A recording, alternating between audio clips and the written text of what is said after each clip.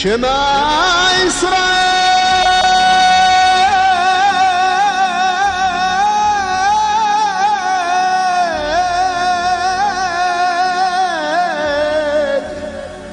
أدوناي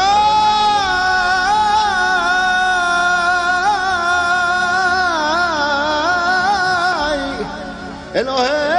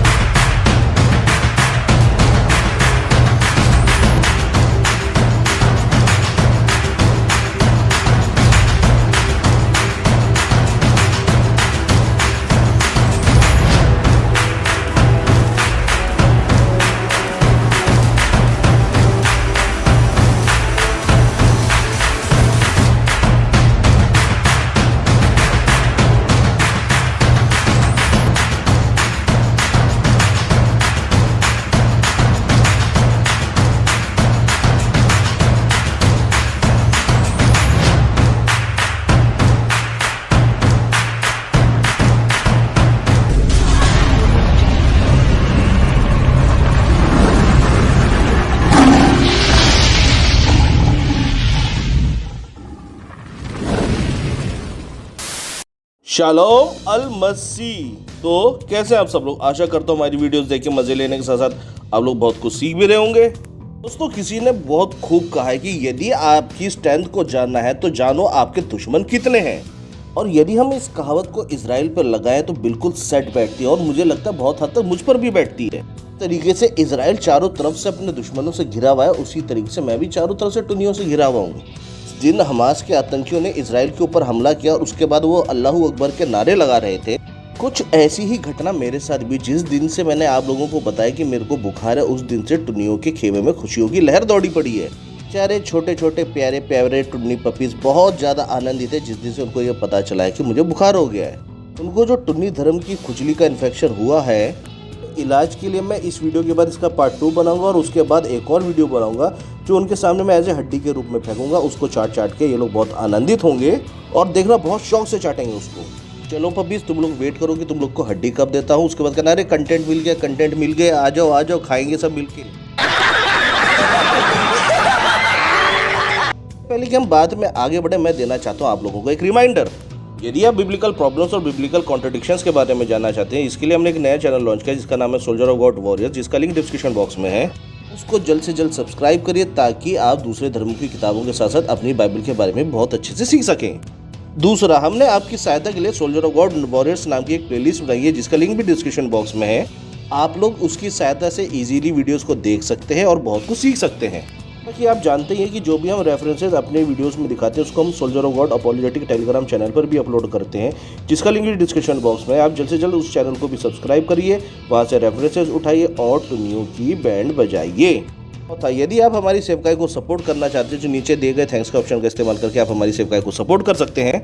नीचे दिए गए जॉइंट के बटन का इस्तेमाल करके आप हमारी मेंबरशिप भी ले सकते हैं और हमारी सेवकाई में एक मजबूत सहायक और एक मजबूत हाथ बन सकते हैं। जैसा कि आप लोग जानते हैं कि आजकल थोड़ा सा मुझको बुखार हो गया है, तो मैं परमेश्वर से बहुत दिनों से प्रार्थना कर रहा था कि परमेश्वर, मुझे बहुत ज़्यादा स्ट्रेन हो गया है, बहुत ज़्यादा काम और वर्कलोड मेरे ऊपर आ गया है, मैं थोड़े दिन के लिए रेस्ट करना चाहता हूँ। तो परमेश्वर ने मुझे रेस्ट देने के लिए मुझे छोटा सा बुखार दिया था ताकि मैं किसी भी चीज़ का टेंशन ना लूँ और आराम से रेस्ट कर सकूँ। मैंने आराम करने के दौरान मैं टीवी पे न्यूज़ देख रहा था।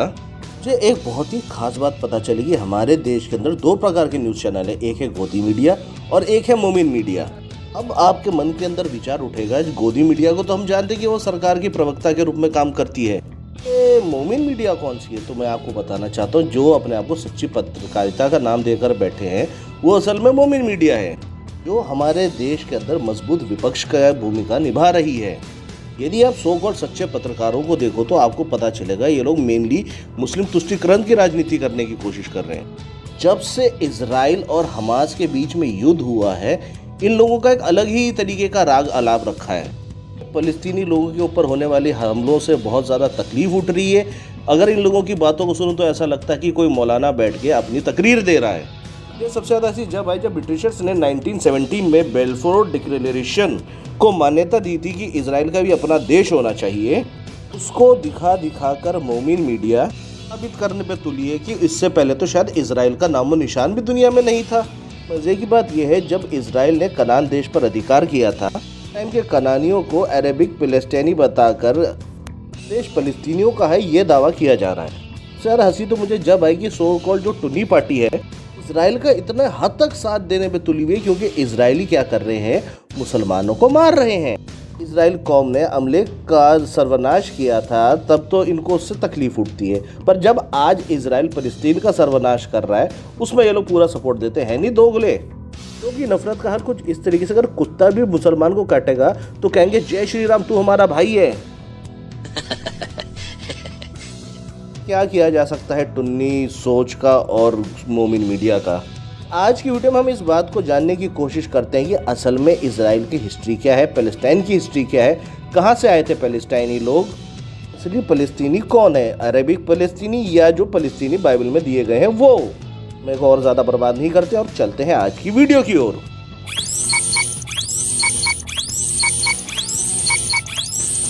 जैसा कि मैंने आपको वीडियो के शुरू में ही बताया था कि मैं इस वीडियो के 2 पार्ट बनाऊंगा। पार्ट 1 में हम एंशिएंट इजराइल के बारे में जानेंगे, पार्ट 2 में हम वर्ल्ड वॉर 2 के बाद की सारी घटनाओं के ऊपर एक शॉर्ट डिस्कशन करेंगे।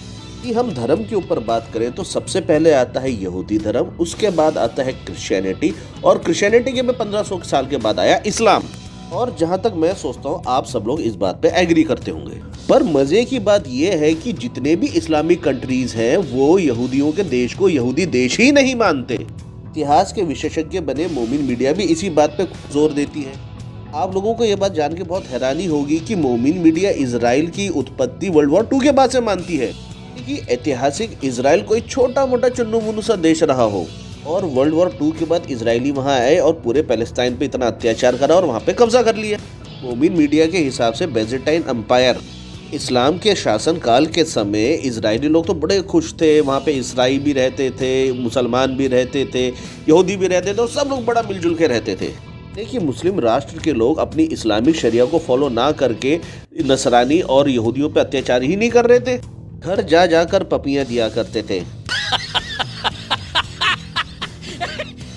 इनकी रिपोर्टिंग में ऐसे सुनने को मिलता है कि पहले शांति दूतों के ऊपर क्रूसेड वॉर क्रिश्चियंस ने कर दी, अब इजराइल जो है उनका पैलेस्टाइन साफ कर रहा है।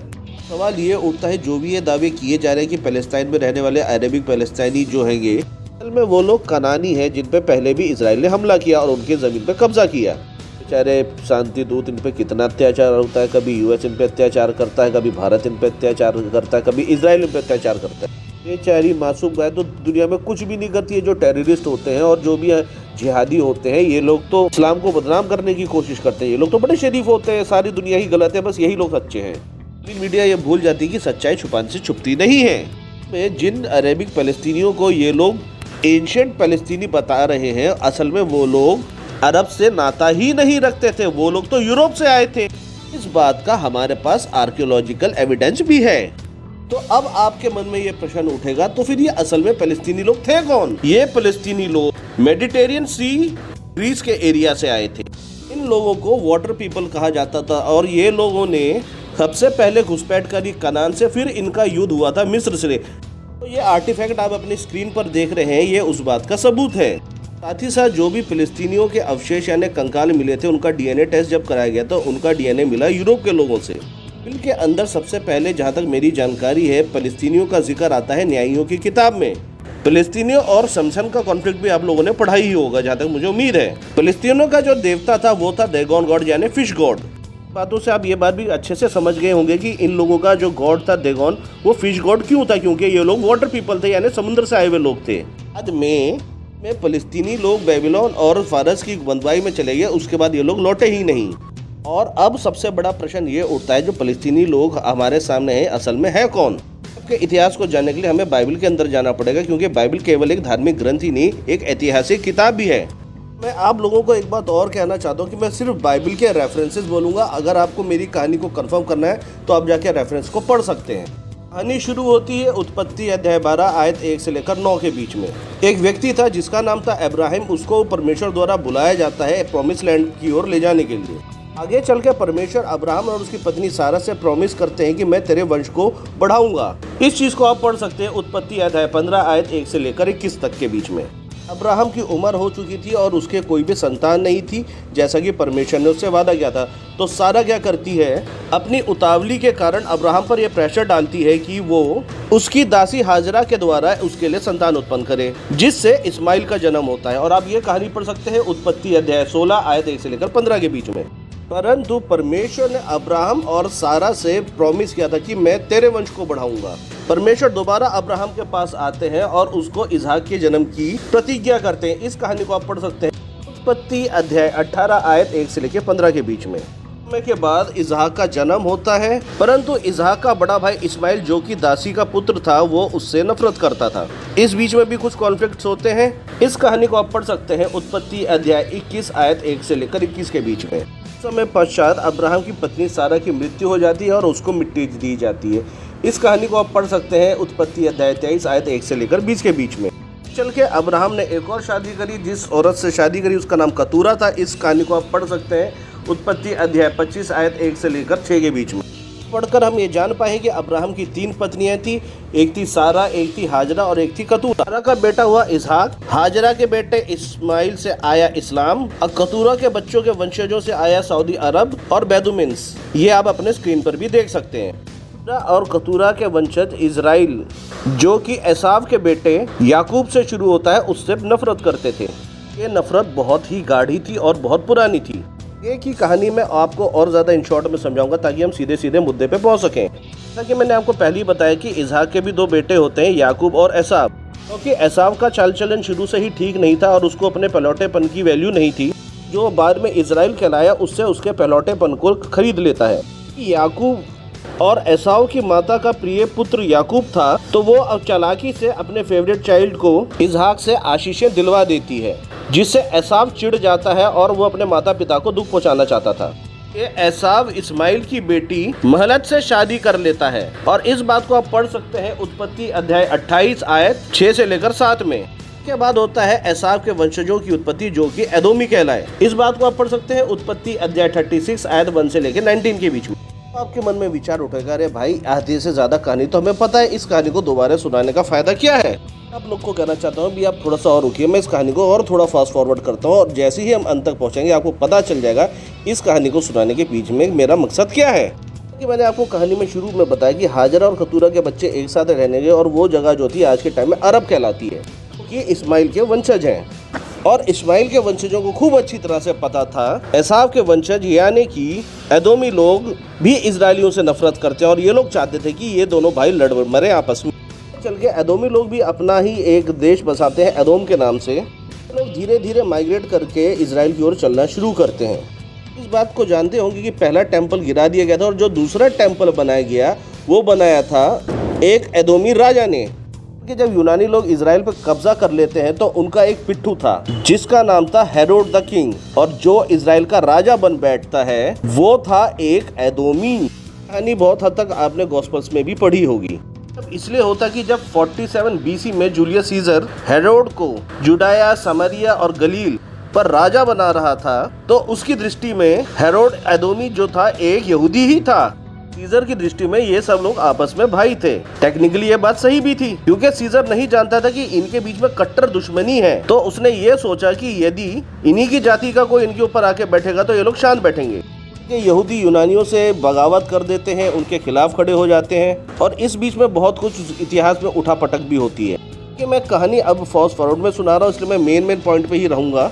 और एडी के टाइम जब फॉल ऑफ जेरूशलेम हुआ तो ऑर्थोडॉक्स ज्यू और एदोमियों के बीच में खतरनाक लड़ाई हुई, जिसमें से 20,000 अदोमी सेना ने बहुत सारे ऑर्थोडॉक्स ज्यू का कत्ल किया। इसमें बहुत सारे यहूदी मार दिए गए, बहुत सारे गुलाम होने के लिए बेचे गए, जिनमें से करीबन 40,000 को तो कैसर ने छुड़ाया। कि बहुत सारी लड़ाइयाँ होती है जिसमें बारकोबा 2 लाख यहूदियों के साथ जेरूशलेम को ले लेता है, जिसके बाद राजा हेड्रियन इस नतीजे पे पहुंचता है कि यहूदियों के रहते हुए मैं यहाँ पे राज्य नहीं कर पाऊंगा और वो इजराइल में से यहूदियों को निकाल देता है। उस टाइम पीरियड में कम से कम 50 लाख लोग मारे गए और उसने इजराइल का नाम मिटाने के लिए और यहूदियों का भी नामो निशान मिटाने के लिए यहूदियों की परंपरा पर बैन लगा दिया। यदि कोई भी अपनी यहूदी परंपरा निभाता, जैसे खतना करना, शबद रखना या तोहरा पढ़ना, उसे सजाए मौत मिलती। राजाओं के पास दो ही चुनाव थे कि इजराइल का नामो निशान मिटाया जाए या उस देश को किसी और नाम से पुकारा जाए। तो उनके पास पहला था कि उसको कहा जाए अदोमिया, इसलिए उन्होंने दूसरा रास्ता निकाला ताकि वो ये सोच सकें कि इजराइल के सबसे बड़े दुश्मन तो फिलिस्तीनी है। तो रोमन ने उस जगह का नाम रखा फिलिस्तिया, और फिलिस्तिया में कौन लोग रहते थे? एदोमी। की पूरी कहानी का लब्बो लबाब ये है, जिसको आज पैलेस्टाइन कहा जाता है और जिनको आज के टाइम में यहूदी लोग मार रहे हैं, वो फिलिस्तीन राजा दाऊद के टाइम के फिलिस्तीनी नहीं है जिसमें से गोलियत था। आज के टाइम में जो फिलिस्तीन वहाँ पे रह रहे हैं असल में वो है एदोमी, जो कि अरबी है। क्योंकि इस्माइल वंशी ये चाहते थे कि याकूब और एसाव के वंशज आपस में लड़ मरे, वो लोग एदोमियों और इजराइल की लड़ाई को खत्म ना करके उसको बढ़ाने की कोशिश करते हैं। इसीलिए हमास ने, जो कि इराक का पिट्ठू है, उन्होंने एदोमी यानी पैलेस्टाइन के लोगों के बीच में से हमला किया ताकि इजराइल चिढ़ जाए और बदला लेने की कोशिश करे। और मरेगा कौन? उसमें एदोमी। लोग इस बात को बहुत क्लियर कट देख सकते हैं कि दुनिया के सारे इस्लामिक कंट्री फिलिस्तीन के लिए रो रहे हैं, पर आगे बढ़कर कोई नहीं आ रहा कि फिलिस्तीन का साथ दे। अपनी सेनाएं भेजने के बजाय वो आतंकवादी संगठनों को भेज रहे हैं ताकि वो इजराइल पे हमला करे, और इजराइल जब पलटवार करे तो मरेगा कौन? एदोमी। आज के फिलिस्तीन अरबी। आशा करता हूँ आपको सारा का सारा माजरा समझ में आ गया होगा।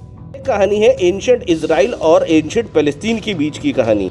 मैं आशा करता हूँ आज की वीडियो आपको बहुत पसंद आई होगी। यदि आज की वीडियो आपको पसंद आई थी तो वीडियो को लाइक करें, अपने विश्वासी बहनों भाई में वीडियो को शेयर करें। यदि आप हमारे चैनल पे नए हैं तो चैनल को सब्सक्राइब करना ना भूलें, और हर नई वीडियो की नोटिफिकेशन पाने के लिए बेल आइकन दबाना ना भूलें। अब मिलेंगे इसकी सेकंड पार्ट की वीडियो में, तब तक के लिए टाटा।